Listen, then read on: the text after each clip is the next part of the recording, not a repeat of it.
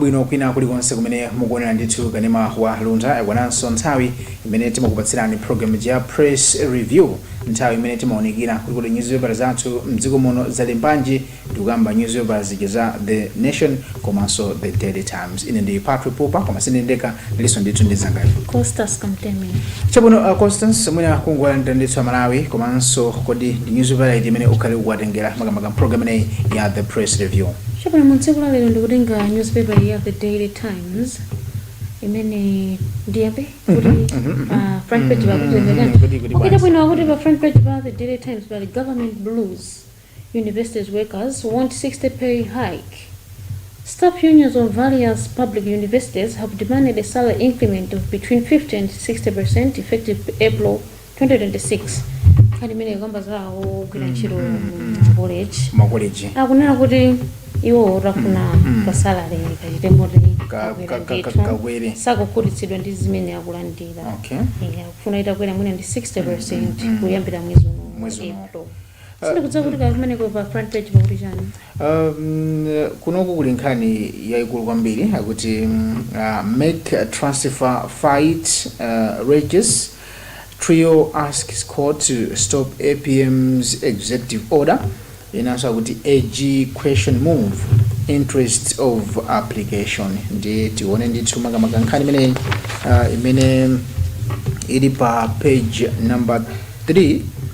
Page number 2, the President Professor Arthur Peter Mutharika executive order for Malawi Electoral Commission make to relocate its headquarters from Lilongwe to Blantyre is facing a fresh legal challenge from a trio seeking a court order stopping the move. But the state, through the Attorney General, has since questioned the procedure and the credibility of the initiators of the flesh application, namely Lumbani Pere, komanso ndithu Chikasanda and Beauty ku Ntomoni. High Court of Malawi Judge Kenyatta Nyirenda yesterday heard the matter in his chambers in Lilongwe, but adjourned the proceedings after both the applicants and the state agreed to file additional documents. In their application, the three argue that the president acted unlawfully and outside his legal authority in issuing the directive last October that ordered Meki to relocate to Blantyre alongside Malawi Communications Regulatory Authority and Malawi Housing Corporation. The order also commanded the Malawi Prison Service to revert its headquarters to the old capital in Zomba. There are some other agreements, misunderstandings, and the two mwina zikale zikwenda motani pamene mtsogolero wa dziko lino analamula ndithu kuti mwina bungwe limene ndithu lomwe limayendetsa komanso kuyang'ana chisankho libwerere ndithu makamaka mzinda wa Blantyre. Ndiye ndithu tikhale tikumva zonse kuti zikwenda bwanji. Chabona pali nkhani ina apa mu Daily newspaper kuti Bob murder case set for July. The High Court sitting in Blantyre has announced that it will start hearing the murder case of Dr. Victoria Bob from Tuesday, July 7 to Friday, July 10. The court has since directed concerned parties to submit the preliminary applications by Wednesday, April 27, 2026. High Court Judge Ruth Jinangwa also directed that the responses to the applications be filed by Thursday, June 11, 2026. The court will thereafter hear the preliminary application on Tuesday, June 16, before issuing a ruling on Tuesday, June 30, 2026. She made these directions yesterday during a virtual hearing, which the media was not allowed to attend. So, hanimene ndio kudza adokorala amene anaphedwa Blantyre amene akagwira ntchito kuja ku Queen's Elizabeth. Yeah, exactly. Amene nanazo kuti anabedwa like anapita kwawo kukanguwaba kumene kuwabira katundu kumene koko. Chabuno, I think the nkhani ndithu yomvetsekisoni komabe we have seen kuti there's a progress of which the case hearing starts from 7 July pamene tikhale ndithu tikumva zambiri kuti kodi mwina zikhale zikuyenda motani zinthu zovuta kwambiri.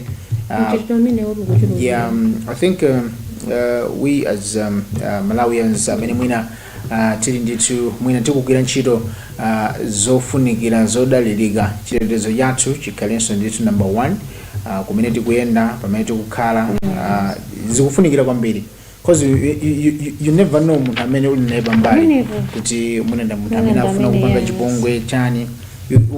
We have seen kuti kwachitika makesi zosiyanasiyana, anthu ena kubedwa, ena kusowa kumene, kuphedwa kumene. Pano pakangofika kuti munthu akangosowa kupezeka kuti kwamwalira zimene zinthu zovuta kwambiri. Chabwino, let's get back to the nation pamene muniso ndithu nkhani yabwino kwambiri akuti getting set for tobacco season. The 2026 tobacco marketing season will start on Monday, April 20, and activity has intensified at the Lilongwe flows in Kanengo. During the past couple of days, trucks have been delivering bales of tobacco from farmers eager to sell their prized gold leaf after a month of hard work in the fields. National Publication Limited photojournalist Kelly Vimbo captured some of the growing momentum ahead of the opening of the market. Kani against the pano varundi nsikaro season sikaro uyanga pampano watopa kuti munga mumwalengezera kuti ndipo muli nango si next Monday next Monday nende kuti yayi anthu akhala komano okay the nkhawa imene makhalapo chimene chimadabwitsa kwambiri makambaka pankhani ya mtengo wa fodya. You can see kuti timachitopangiridwa timachitopangiridwa kuti andithu mtengo wa fodya ndi chonchi zimene alimambira makhumudwa kwambiri chifukwa you can see kuti ulima fodya ndi ulima wawa kwambiri kuti ufika poti belo lija ulitulutsa lidzadze likhute bwinobwino.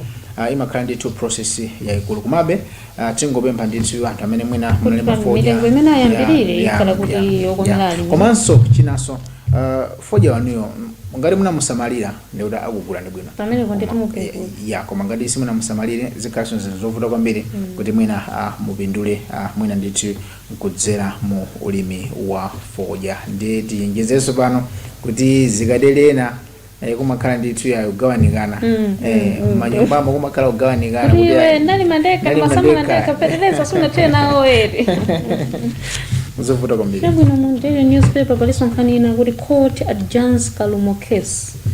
Lilongwe Chief Resident Magistrate Chukulani Kumbani has adjourned the case involving former Immigration Director General Brigadier General Charles Kalumo retired to April 24, 2026 to allow the state to respond to preliminary objections raised by the defense against charges he is facing. Kalumo is facing charges of abuse of public office over the alleged issuance of a Malawian diplomatic passport to Nigerian businessman Dozie Mobwas. Akutero nkhani yokhudza amene anali Brigadier General Charles Kalumo kuti amene anamangidwa nkhani yake kuti sanayendetse bwino momwe mapassport anapatsa passport ina kusenera kwa munthu wa ku Nigeria. Ndakuti pano pakesi yake tsopano ikupita pa April 24 imene idzakavereredwa ku court. Nkhani za nyengo zimenezo chabwino still on tobacco season paliso ndithu nkhani napa imeneso ndi nkhani yabwino kwambiri akuti research center backs minimum maize price. Center for Agricultural Research and Development CAD has welcomed the recently released minimum maize price, said the government would be at fault if staple food crops were left to a perfect market economy. The research center, based at the Lilongwe University of Agriculture and Natural Resources, urges that policymakers must go beyond gross margins when determining maize prices, as maize have wider implications if prices are left entirely to a competitive market. Kani agandi tunemene okudza nkani zomwezi zodi yayi zaulimi ndalama makobidi. We are crossing to the Times Business. Okay. On the front page of the Times Business, there's a story saying mining audit exposes rot, and part of the story reads, non-compliance to regulatory requirements and breaches of license provisions are rampant in mining sector, audit findings indicate. The Mining and Minerals Regulatory Authority conducted a nationwide mineral license compliance audit covering the period between 2020 and 2025. MMRA's finding has since triggered a 30-day ultimatum for license holders who have to regularize their operations or face cancellation. In a written response, MMRA Director General Passage Court said the audit reviewed extensive breaches across exploration, medium and small scale mining licenses. So zikuonesa kuti nkhani hiyo kudza migodi imene imachitika kwa yalo kulo kuno Malawi kana ngati sizikuyenda bwino maka pa malicense aina kungopangapo. Yeah, exactly. And we saw yesterday kuti bungwe lija nditu la seeded. They had a press briefing yogambaso nditu nkhani za migodi kuti at least boma kulibe mpaboma kuti anditu ikende ndomeko zabwino kuti Malawi muno migodi ili titha kupindula nani. Dziko la Malawi ndi dziko lolemera chifukwa you can see kuti ayi ngati panopa ndithu mwina kwakuti kuli migodi kwakuti kuli miyala kwakuti chani nero I think titayenda kwambiri kwa madera ambiri ndikupanga extract zikhoza kwambiri ndiye ayi tione kuti mwina zonse mutani kuti boma litiganiza mutani mwina musu ma license kuti amene azikatenga zimene zozakhale license yovomerezeka makamaka chabuna kuti FAWEMA gives council 22 million to renovate classroom blocks. The Forum for African Women Educationalists in Malawi, FAWEMA, has invested 22 million Malawi kwacha to renovate classrooms in 11 schools in Mchisi district to improve literacy and protect learning materials. FAWEMA Executive Director Wesley Chabwera, speaking during the signing of a memorandum of understanding with the beneficiary schools on Friday in Mchisi district, said the project is designed to protect investments in the education sector. Kani akinditsu nimene kuona kuti ayi anthu chuma chankhani 22 million just to renovate. Pamenepo adikwesetsa ndalama rizikulowa. Ya ndalama zikulowa. Ndona kuti ndalama mdziko muno zilimo. Tabino crossing to climate change, environment and agriculture is the story which leads bloggers, charcoal burners push Kaningina forest to the brink. From the distance, Kaningina's forest, which straddles Nzuzu City and Karabe district, appears green and dense in a continuous canopy that suggests peace and life. Yet a few steps inside reveal a starkly different reality. What looks like a thriving forest is, in truth, under sustained pressure. Loggers and charcoal producers move in and out of the reserve with urgency, cutting and burning in a race against time to extract what remains of the standing timber. Sonkani yugamba za Kaningina forest. Kaningina forest. Hadi kuiona kunja kuthomane ndi forest. Awutukula ngati anthu mitengo amalizamu. Ngani yake kuti kuocha makala. Kana kuocha makala. Kuocha makala bana kuna ngati kuti imene unde ngodi wa ndalama. Zimene zisali zoyenera kwa kumbali ya environment tukunonga chitengere. Exactly. Tebuno still in environment kuti women dress Michiru Mountain. A group of women born or raised in Chiromoni Township, Luntha, on Friday planted trees on Michiru Mountain, which has come under siege from illegal lodges. Clad in a simple black and white attire, the Chiromoni super ladies climbed the steep mountain in the foreground on their population's rather populous township, singing and laughing to join community scouts and planting about 1,000 trees on a deforested slopes where they once picked mushrooms and wild fruits. Kandi tuona amai nditu amai kandi abuno kombere kodi tu chilengedwe chathu panopa ndikuona kuti chikupanga depreciate ndizo zapangaso kuti vitano kukayesa kudzala mitengo ayi ndithu imene zofunika kwa dziko kwambiri kuti mwina ndi chilengedwe momwe chikuvuliramu ndi nyengo momwe kuyendera zinthu zizikuyenda bwino ndi mitengo I think imathandiza kuti nyengo sasinda kwani ngati dziko komanso tingowapempha kuti yayi next time mwina adzafulumireko for you can see kuti panopa mvula kapena chizothirira ukhala mitengo yanthirira mitengo yanthirira chakuno before you move to maybe arts and culture pali ayobe alimba zina zake ababa ndeza ngondiwaza it's very interesting kwamene mukufuna kugula news muipeza ndithu makota environment there's a disagreement between the family whereby the wife is saying, why are you insisting that I should hire a beautiful maid? It's a question from a lady. And I hope my dear wife, all our neighbors hire beautiful maids.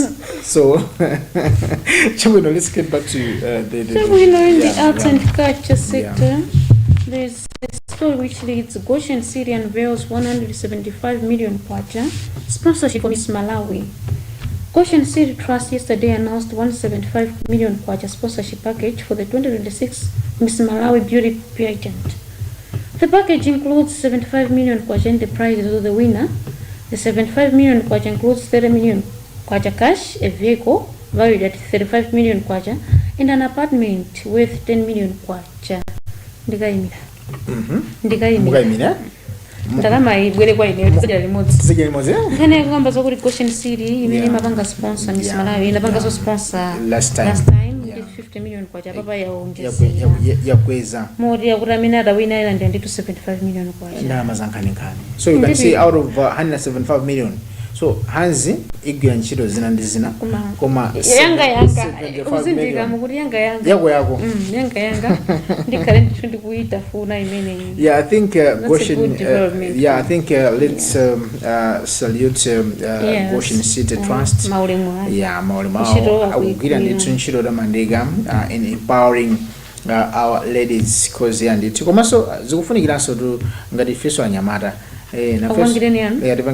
ndiwafotokoza ndiwafotokoza ndikutosere funa kuyazakhale minister wina azakhale minister chibino valisonkhani nava akuti Kasungu Harvest Festival set for depart. Kasungu Harvest Festival, a new entertainment and cultural festival, is set to make its power on May 29 at the Kasungu Hotel, formerly Kasungu Inn, according to organizers. Agometi Limited. The 3-day event is designed to celebrate agricultural success, cultural heritage, and community development in Malawi. The curators say Kasungu, being one of the key agricultural districts, plays a significant role in food production and rural economic activity. Harvest Festival.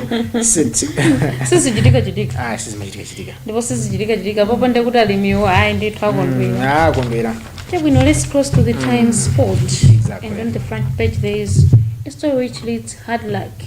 Scorchers finish bottom at FIFA Women's Series.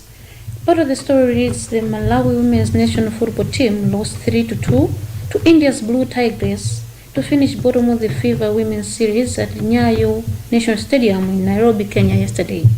This means the Scorchers wrapped up the FIFA's Women's Series without a win, having lost 5-0 to Australia in the opening match at the same venue 4 days ago. Yeah.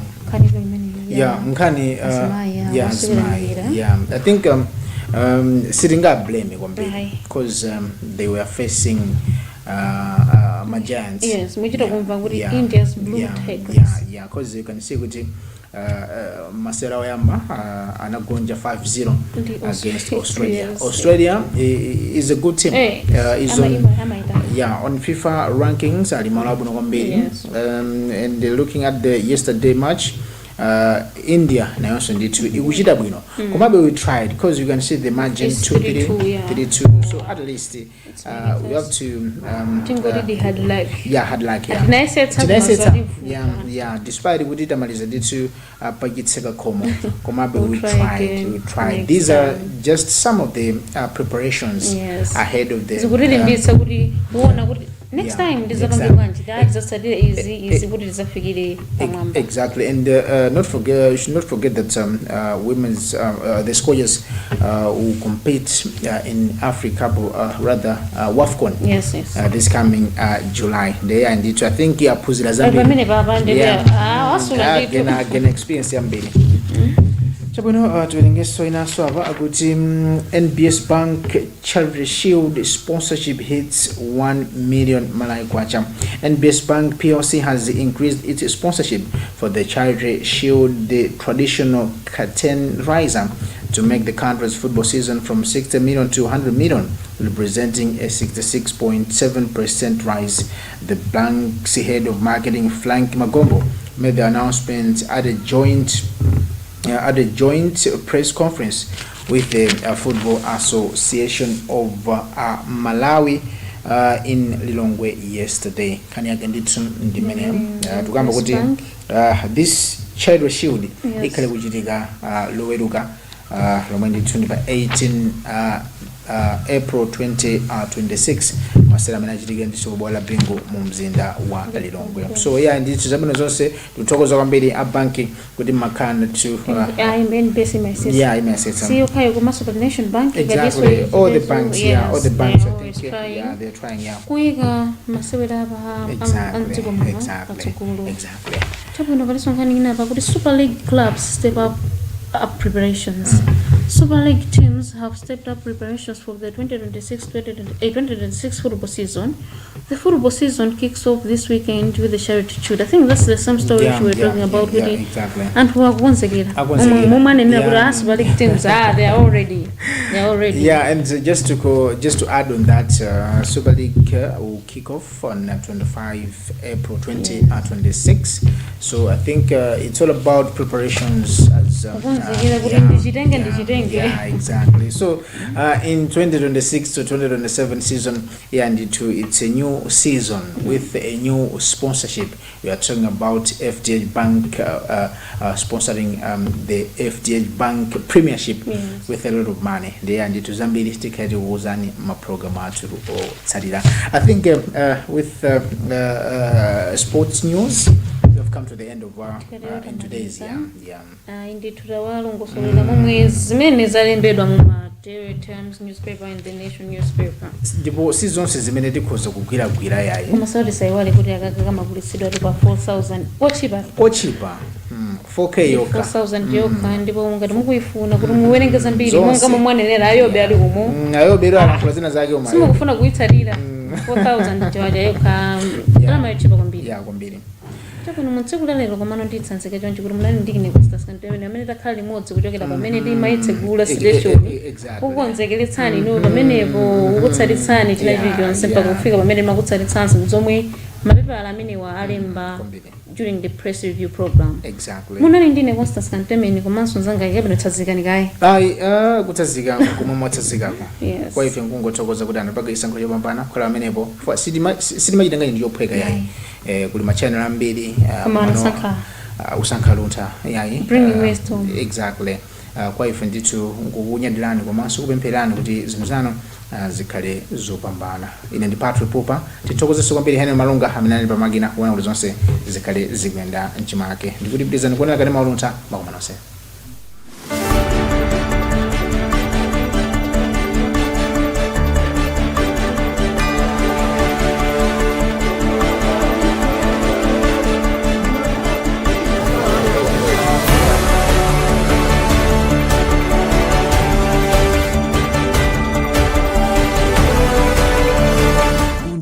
Vision stands as an autonomous faith-based broadcaster with a national and international reach.